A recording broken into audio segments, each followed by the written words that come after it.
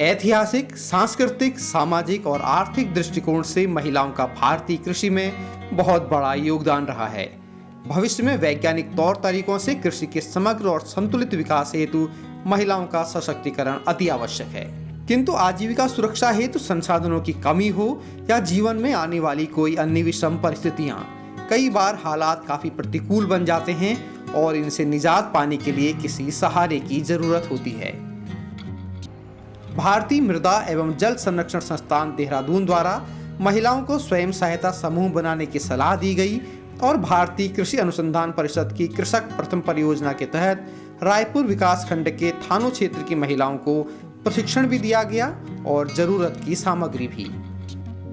Corona काल में क्या हुआ था कि सारे लोग बेरोजगार हो गए थे, तो हम लोगों के हस्बैंड भी सभी बेरोजगार हो गए थे, तो फिर हम लोगों को आर्थिक तंगी बहुत आ रही थी। हमें कृषक प्रथम परियोजना के अधिकारियों से सुझाव एवं सलाह प्राप्त हुई। उन्होंने हमें 4 बार की ट्रेनिंग दी और हमें लेवलिंग और पैकिंग का सामान दिया, तोलने के लिए तराजू वगैरह दिए और जब भी सरस मेले में हमें स्टॉल लगाने में हमारी मदद के अलावा हमें कैनोपी और बैनर दिया गया है, जिससे हम सरस मेले में या किसी भी जगह पे अपने स्टॉल को अच्छी तरह से लगा सकते। ग्राम कोटी मैचक की 10 महिलाओं ने मिलकर स्वयं सहायता समूह बनाया और घरेलू कार्यों से समय निकालकर खाद्य प्रसंस्करण का काम शुरू किया।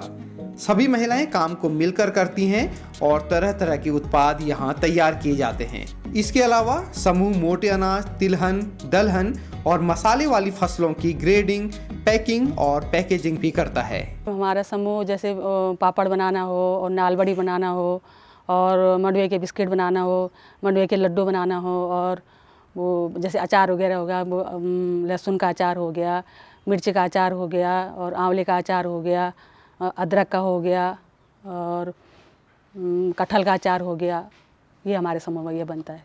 इसके अलावा जैसे पहाड़ी लूण हो गया, पहाड़ी अरसे हो गए और वो चिप्स वगैरह बनाते हैं।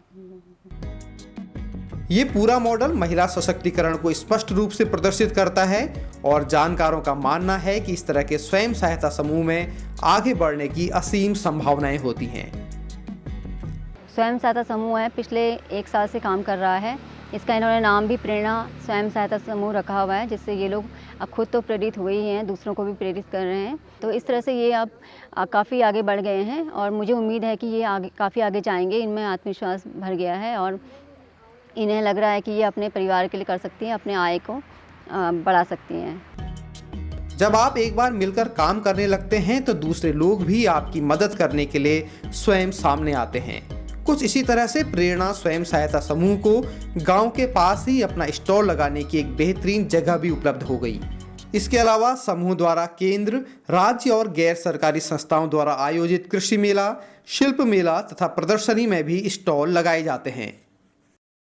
ये लोग मेरे पास आए कि भाई ऐसा है कि हमारे पास ये ऑर्गेनिक सामान है और इसको हम बेचना चाहते हैं, तो कैसे बेचें।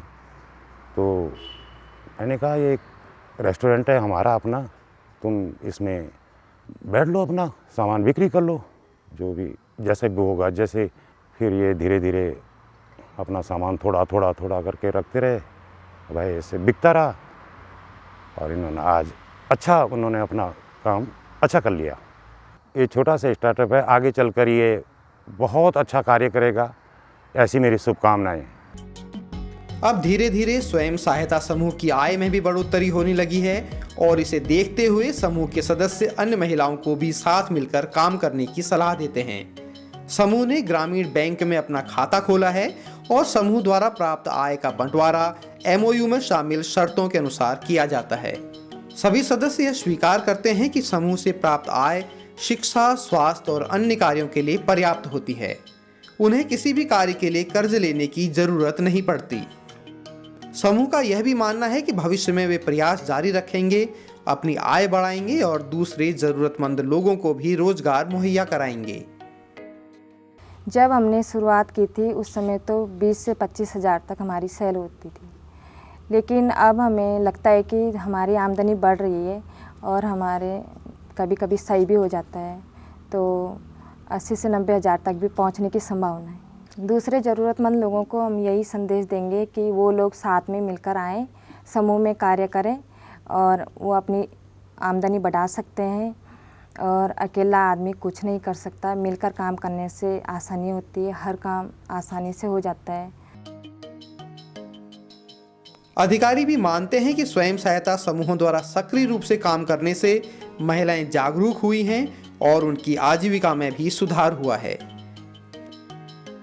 यह महिला संघ अंतर्गत उनका ग्रुप होने के वजह से उन लोग उसी गांव का क्या ज़रूरत, उधर क्या मिलते हैं, उसी सांस्कृतिक और खेती पर क्या वेस्ट मिलते हैं, इसी तरफ उपयोग करके मशरूम पालन करने हैं और कुकुड़ा पालन करने हैं। इसी तरफ हम लोग महिला संगठन करने के वजह से महिला का अवेयरनेस भी बढ़ चुके हैं। इसके साथ ही उनका आदाय भी बढ़ चुके हैं। प्रेरणा स्वयं सहायता समूह ने अपने काम से ये प्रदर्शित किया है कि कोई भी काम मुश्किल हो सकता है लेकिन असंभव नहीं। आज उनकी ये कहानी कई दूसरी महिलाओं को सशक्तिकरण की दिशा में प्रेरित कर रही है।